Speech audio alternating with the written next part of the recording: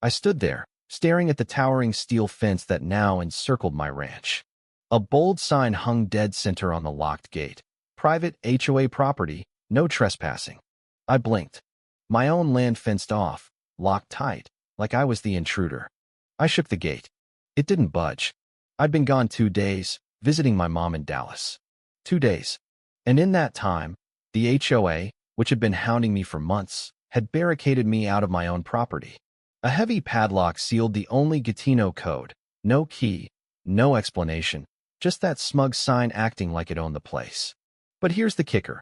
Instead of yelling or calling lawyers like they probably expected, I bought the tiny patch of land the gate sat on. The exact spot holding the only key. That's right, I bought it. And what happened next? You're not ready. Let me take you back to how it all went down.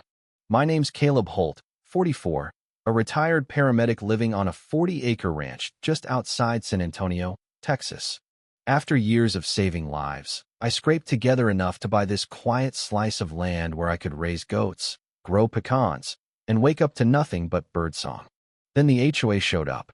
Not on my land. Me ranch was free and clear, no neighborhood ties. But a developer built a ritzy housing estate, Crestview Estates, right next door. Those homes fell under a shiny new HOA, and they had big plans. At first, I shrugged it off.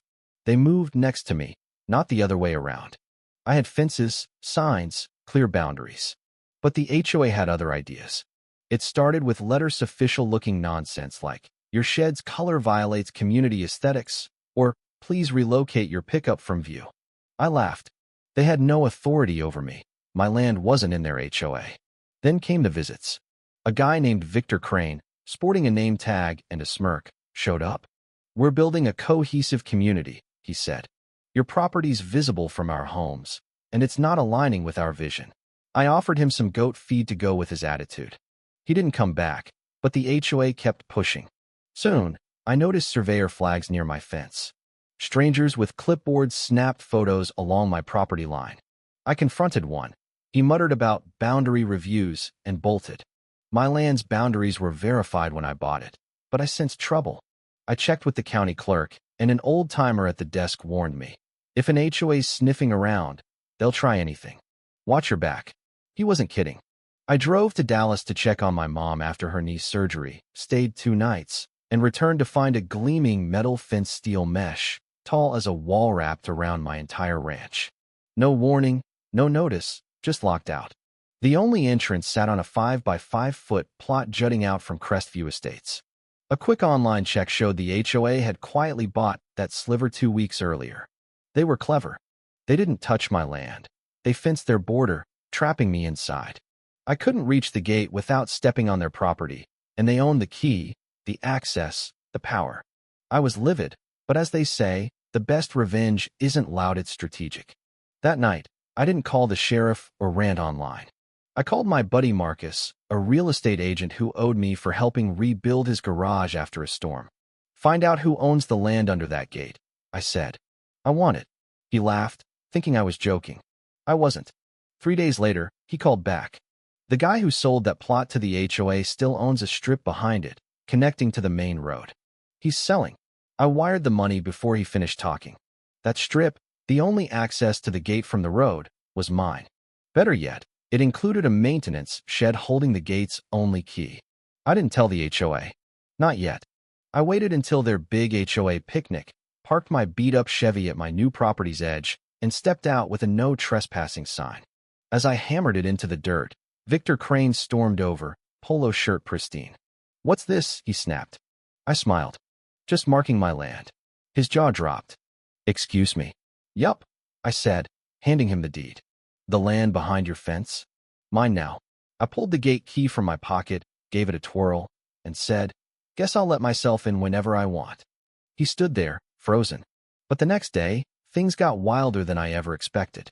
At dawn, I was sipping coffee on my porch when a dust cloud rose from the HOA's road. A fleet of SUVs and golf carts rolled toward the gate. I thought it was board members gawking, but they drove onto my land, using the strip I'd bought like they owned it. My pulse raced.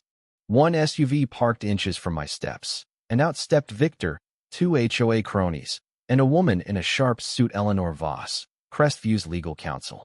Victor skipped pleasantries, waving a folder. We need to talk, Mr. Holt. I crossed my arms. So talk. Eleanor stepped forward, lips pursed. You're being served. You're violating HOA zoning and trespassing on community land. I raised an eyebrow. Trespassing on my ranch. Victor pointed at the fence.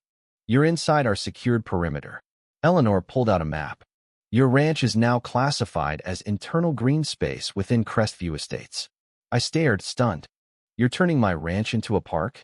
Not yet, Victor said, but we've petitioned the county for reclassification. Once approved, you'll follow our rules. I nearly choked. They were trying to absorb my land into their HOA without my consent. It's for the community, Victor added with a smug grin. That was it. I called my cousin, Ethan, a top land use attorney in Texas. While they stood there, I handed Victor my phone. Ethan Holt, attorney, he said on speaker. Leave my cousin's property now, or we'll hit you with trespassing, harassment, and civil liability. Victor paled. Eleanor tried to argue, but Ethan rattled off property codes and federal trespass laws, mentioning unlawful enclosure. Eleanor's mouth snapped shut. They left, but I knew they'd be back. I needed a breather, so I drove to town for supplies and stopped at a diner for a burger. Halfway through, Sheriff Lopez, an old paramedic buddy, slid into my booth. You pissed off some big shots, he grinned. Heard already? I asked. It's all over town. HOA's at the station claiming you're barricading members and starting a sovereign ranch. I laughed. They're serious? Dead serious. But they picked the wrong Texan. I thought the worst was over. Then, that night, while brushing my goats in the barn, I heard shovels outside. I crept out with a flashlight and found 3 men in vests digging a trench just outside my fence, on the strip I'd bought. I shouted, they froze. One dropped a walkie-talkie, and I heard, keep digging. Secondary access by morning. They were building a secret entrance. I called Ethan, launched my drone, and recorded it all workers, blueprints, the works. Then a spotlight hit the drone, followed by a rifle bolt's click.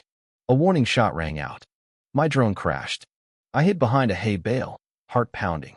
Who were these people? I waited an hour, retrieved the busted drone, and saved the footage to the cloud. Next morning, I sent the video to Ethan and Lopez. But that afternoon, I returned from the feed store to find my road blocked by a construction crew paving fresh asphalt with a sign. Crestview Estates North Entrance, HOA Road, permitted traffic only. They were paving through my land. No permission, no shame. In the distance, Eleanor watched, clipboard in hand, smiling. They thought they had me cornered, but they forgot. I held the gate key, and they'd paved their future right into my hands. By sunrise, I was ready, boots on, hat tilted, coffee in hand. The new road stretched to the gate like a taunt. Crestview thought they were winning, but I had moves. I called a county zoning inspector, Tom Rivera, a guy I'd saved from a house fire years ago. When I explained, he whistled. A road without a permit? Through your land? And they shot at your drone? I'm there by noon. Tom arrived, chewing gum, clipboard stacked. He walked the road, snapped photos, scribbled notes. They're in deep, he muttered. As we talked, a Crestview security cart rolled up. 2 guys in polos, sunglasses, fake badges. Tom squinted. What's this, HOA CIA? The taller one puffed up. You're on Crestview private land. Vacate. Tom laughed. Son, I'm county. You just told an inspector to leave private ranch land you illegally paved. He shut down the roadwork, warning of fines, lawsuits, maybe jail for unauthorized land use. The cart slunk away, but trouble wasn't done. That night, someone broke into my barn. My cameras caught 2 masked men spraying flammable liquid on hay bales, one holding a lighter. I called 911 before they could spark it. Deputies arrived, but the men were gone. Lopez reviewed the footage and cursed. They wanted your barn burned, make you look reckless, force you out. I knew who sent them. Next morning, I printed the video frames, nailed them to the fence with try again. I don't miss. A Crestview drone buzzed my porch for 30 minutes. I downed it with a slingshot. I visited the old man who sold me the gate land, Henry Tate, sharp as ever in his ramshackle cabin. Over iced tea, he grinned. I still own a few strips through Crestview under their trails, their clubhouse driveway, even their fountain. My jaw dropped. You own land under their stuff? Yup. Thinking of selling. To me, he winked. 2 days later, I owned a 6-foot wide path through Crestview's clubhouse parking lot. I posted a sign, private property. Cross at your risk. Under surveillance. It was enough. Victor stormed to my gate, waving a court document. This injunction says you can't block access. I leaned on the fence. Who blocked who first, Victor? He sputtered. This isn't over. That's what makes it fun, I said. But then Crestview filed an emergency motion to seize my land, citing public nuisance and safety violations. Court was set for next week. I needed backup, so I called Senator Mike Delgado, a friend I'd pulled from a burning car years ago. I'll handle it, he said. But brace yourself. They're dirty. He was right. The next day, a bulldozer rumbled toward my porch. I ran out, yelling. The driver, stone-faced, muttered, "Just following paperwork." Paperwork?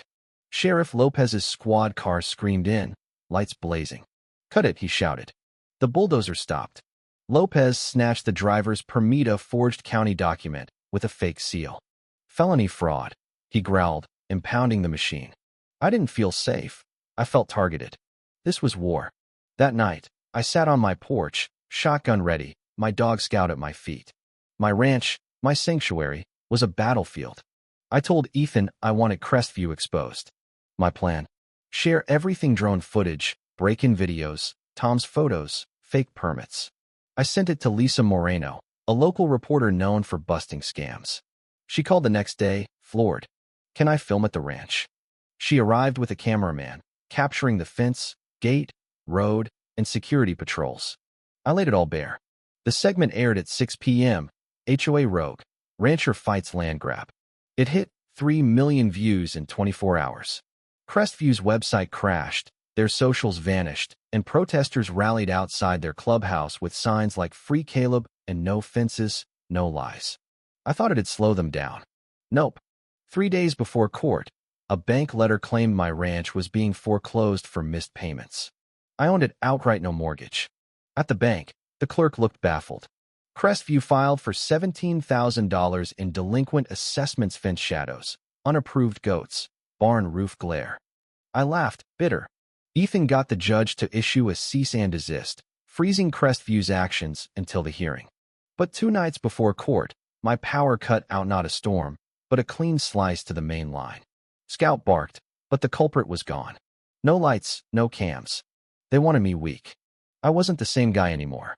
I fired up my generator, lit candles, and planned not to stop them, but to end them. Crestview's weakness? Their clubhouse sat on land they didn't own, one of Henry's strips.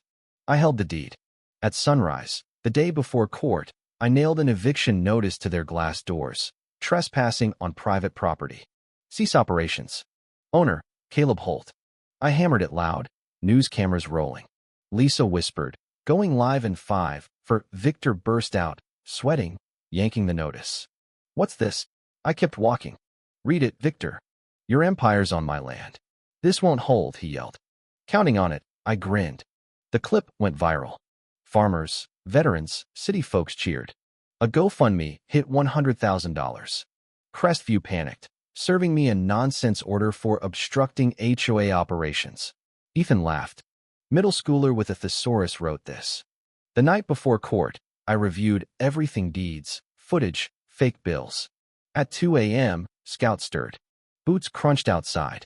I grabbed my shotgun, flicked off the lights, and saw a figure at the gate, hands up. "It's Eleanor Voss," she called, voice shaky. Crestview's lawyer, disheveled, held a flash drive. "This has everything: memos, emails, proof of the road scam, fake foreclosure, barn sabotage." "I'm done." I took it. She vanished into the dark. In court, Ethan and I faced Victor, 3 lawyers, and a table of HOA brass. Judge Sarah Boone, a no-nonsense veteran, presided. "Mr. Holt, your defense." Ethan stood. "We're not defending. We're exposing. We presented the fence, bulldozer, arson attempt, power cut, fake filings, and Eleanor's drive internal memos planning my land grab." The courtroom hushed. Ethan added, "Their clubhouse is on my client's land, legally purchased." The judge's pen clicked. Crestview's lawyer stammered. Judge Boone ruled. All claims dismissed. Crestview fined $500,000. Full investigation ordered. Hours later, Victor and the board were handcuffed, escorted out by deputies. I watched with Scout, not smiling because I had one last play. The strip behind their road? Mine too. At 6:45 a.m., construction crews rolled in flatbeds, a bulldozer, a trailer blaring Freedom Field. Grand opening by Caleb Holt. I was building a community farm on their crown jewel, entrance gardens, goat pens, veteran workshops. Crestview residents gaped, bathrobes untied. One, Greg from their aesthetics committee, stormed over. "You can't. Private property," I said. "You're trespassing. This is residential. It's about to get greener." He fumed. "Goats? People? Noise. Yup. Market Saturdays, cooking classes Fridays, kids' farm days monthly." Lisa broadcast live as the farm sign rose.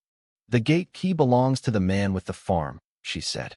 That night, I hosted a barbecue. Ranchers, teachers, veterans, kids with toy shovels. Lopez's band played. Tom Rivera danced with a nurse. I grilled, Scout at my feet, country tunes humming. The broken fence said it all. Crestview never recovered. Investigations exposed their shady deals. Board members resigned, homes listed for sale. They didn't rebuild the gate column, it was mine. Months later, the new HOA head, Rachel, wrote, "We apologize for our former board. Your farms brought joy. Join our events." I tucked the letter away, didn't reply. The farm bustling with laughter, growth, community said enough. I'd built something stronger than their ambition. The man they tried to fence in was the only one free.